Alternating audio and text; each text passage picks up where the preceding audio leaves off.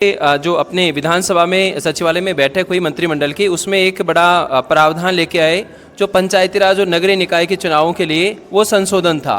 उसमें भी क्या परिवर्तन किया गया सर?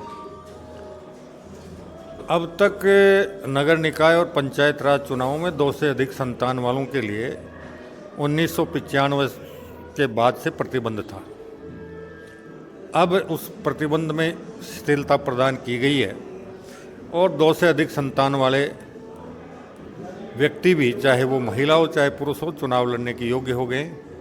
इसके अलावा एक गंभीर बीमारियों में कुष्ठ रोग को शामिल कर रखा था, जिनको चुनाव लड़ने से बाधित कर रखा था। माननीय सर्वोच्च न्यायालय ने निर्णय दिया कि कुष्ठ रोग कोई खतरनाक रोग नहीं है और ये उस मानव के प्रति एक तरह से दुराभाव है।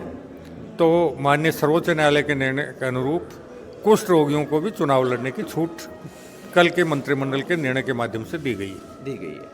तो सर, ये पहले जो प्रतिबंध था वो क्यों लगाया गया था? भाई जनसंख्या वृद्धि रोकी जाए और अब वापस पुनः इसको सुचारू रूप से संचालित किया गया, उसका क्या प्रावधान? देखिए, जिस समय ये प्रावधान लागू किया था उस समय जनसंख्या वृद्धि ज़्यादा थी, 3.2 थी।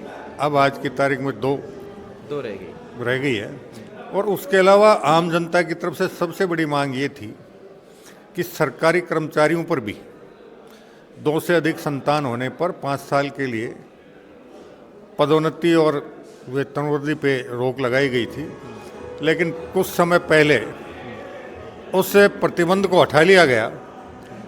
तो आम जन का ये कहना था कि जो व्यक्ति सार्वजनिक कोष के धन से अपना जीवन यापन करता है, उस पे से प्रतिबंध हटा लिया गया, तो आम आदमी पर ये प्रतिबंध क्यों? अच्छा।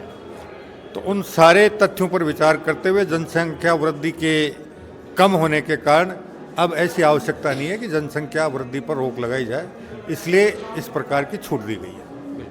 सर, ये वाला जो प्रावधान 2 संतान से अधिक चुनाव लड़ सकता है, वो सरपंच, पार्षद या वार्ड पंच सभी के लिए है या केवल वार्ड पंच, सरपंच, पंचायत समिति सदस्य, जिला परिषद सदस्य, प्रधान, जिला प्रमुख, वार्ड पार्षद, चेयरमैन, सभापति, महापौर, सभी के लिए लागू होगा। सभी के लिए लागू है।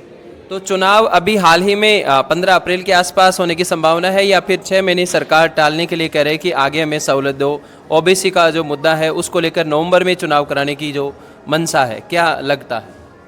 देखिए, माननीय सर्वोच्च न्यायालय का एक निर्णय है कि जब तक राज्य पिछड़ा वर्ग आयोग ट्रिपल टेस्ट के माध्यम से पिछड़ा वर्ग के अधिकृत आंकड़े एकत्रित करने नहीं कर पाता है, तब तक पिछड़ा वर्ग आयोग को राजनीतिक आरक्षण नहीं दिया जा सकता।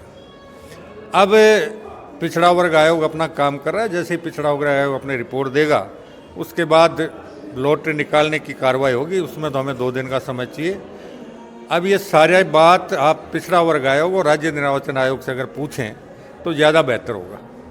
बिल्कुल, धन्यवाद सर, आपने हमें जनता को, आम जनता को जो बातें बताई उसके लिए धन्यवाद।